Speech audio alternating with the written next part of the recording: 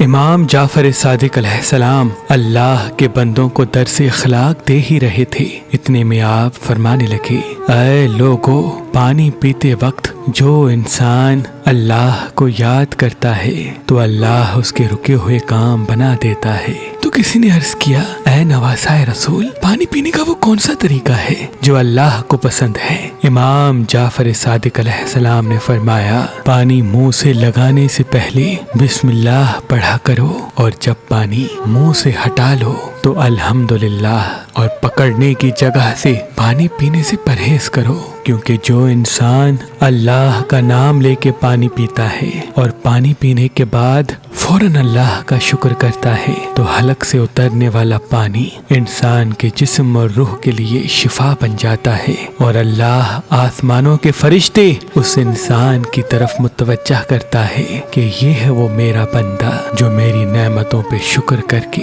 اپنی نعمتیں بڑھانا چاہتا ہے، اور یوں وہ فرشتے اس انسان کے رکے ہوئے کام بنانے کی طرف مائل ہوتے ہیں، اور اس انسان کی زندگی میں آنے والی مصیبتوں کو اللہ فوراً ختم کر دیتا ہے۔